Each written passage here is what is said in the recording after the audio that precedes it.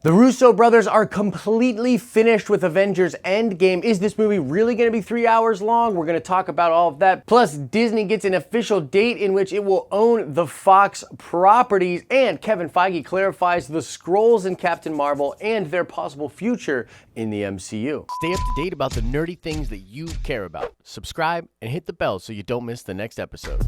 Today's shout out goes to Richard Morehouse. Yes, indeed, Chewie was the name of the Flurkin in the Captain Marvel comics. We'll go ahead and do another nerd card question at the end of this video. What's up, everybody? Happy Tuesday to you. I am, of course, Josh, and this is the Den of Nerds, and we got a jam-packed episode for you today. Let's start with talking about the date in which Disney will own all of the Fox IP. This will be March 20th. Now, the Justice Department actually approved this deal a while ago, but then Disney had to go around the globe into all of these different marketplaces and figure out how the regulation would work there. The last we knew, they hit a snag in Brazil, but they worked that out and got it to the place where they needed it to be. Now, I'd be lying if I told you I understood what all of that exactly means, but the bottom line is all of the hurdles have been gone over, and Marvel is all set to acquire back the rights to the X-Men and the Fantastic Four, and Disney is all set to have all of the 21st Century Fox IP. It's going down on the 20th. There's been a lot of good memes and GIFs out there about it. You know, say what you will about what this could mean for Avengers Endgame, perhaps a post-credit scene talking about mutants or something like that, but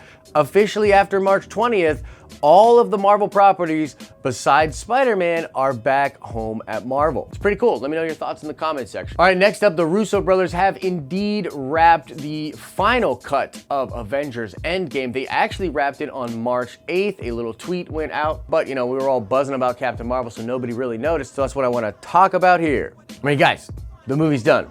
Like, the movie that we're all gonna see in 44 days is actually out there somewhere in its final version. And I don't know about you, but my body is ready. So naturally, the next question on everybody's mind is like, how long is this freaking movie? We heard all sorts of stuff about them editing and working on this movie and having it at a 3-hour runtime. And at the time, a lot of people were like, well, I don't think that's really gonna happen. Marvel likely wouldn't want them to do this. And then when pressed upon it, Kevin Feige and a lot of other people at Marvel Studios said, yeah, they'd be okay with the movie being around that length. There is actually an IMAX listing for the film that is already being passed around on the internet that has it at 180 minutes, which would indeed be a 3-hour runtime. However, I've researched this. This looks to be just a placeholder and in no way confirms that the movie is actually going to be 3 hours. The bottom line here is that the movie is wrapped and we should expect the cut to be very close to 3 hours in length. I mean, even if it's only 2 hours and 45 minutes, that's still around a 3-hour chunk of time. So I'd buckle in, get ready for around a 3-hour viewing experience and get super hyped for Avengers Endgame. All right, so let's talk some Skrulls and what Kevin Feige said about these aliens in the Captain Marvel movie and in the future of the MCU. And I have to stop right here and give you a spoiler warning. If you have not seen Captain Marvel, the following discussion will spoil the movie for you. So get on out of here and maybe come back to this episode after you've seen the film. All right, are you ready? So basically, guys, in the Captain Marvel movie, the Skrull are revealed to actually be good guys at the end of the movie. Now, a lot of comic book fans, including myself, actually took a big issue with this because the Skrull are always bad guys, and by making the Skrulls good guys, you cut off the possibilities of doing crazy comic book stories in the future, including Secret Invasion. In the Secret Invasion storyline, the Skrulls secretly invade Earth, and they've been doing so for decades.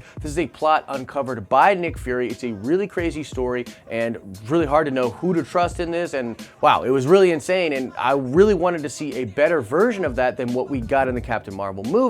But again, the Skrulls being good guys kind of cut off that possibility, or at least it seemed like it did. Kevin Feige's actually been asked this by several different people while doing interviews and press for Captain Marvel, and here's just a couple of the things that he has said about this very issue. He says, I think subverting expectations is always fun, and I think breathing reality and life and emotion and pathos into characters you wouldn't expect to have those attributes is also fun, and a good way of storytelling. I think 90s Fury, of course Carol Danvers, of course the Kelly Sue DeConnick run, and Goose sort of came together, and the notion of the good Skrulls, because this whole movie is about who can a hero be? Who should be a hero? What does a hero look like? What does it mean to be a hero? And it felt like additive to that theme to to do what we did with Talos and with Ben Mendelsohn. People have asked me, oh, so they're all good? And I'm like, is anybody all good? So that's part of becoming dimensionalized characters. The capacity for them to be bad is still very much out there, as is it, for better or for worse, for all of us. Now, when asked more specifically about the question, here is an additional comment that he made. I think like the Kree and like humanity, there are good Skrulls and there are bad Skrulls. But one of the things we wanted to do in this movie, you know, don't judge a book by its cover and tap into people's preconceived notions of the pointy-eared green aliens being evil and subverting that. But I do think to continue fleshing them out as making them these three-dimensional actual beings, the Skrulls, you would encounter good ones and bad ones. So basically, Kevin Feige is talking about how they wanted to make the characters three-dimensional and give them actual emotion and pathos. And so in that regard, what he's saying is that there are good Skrull and that there are bad Skrull. Now, I really like that he said this, and I like that he's addressing it in this way. However, to be completely frank, it doesn't come across that way in the movie. In the movie, it's very cut and dry, and the Skrulls almost read like a platitude. And as I've said in my review, it was so easy to see this twist coming. The seeming bad guys are actually the good guys.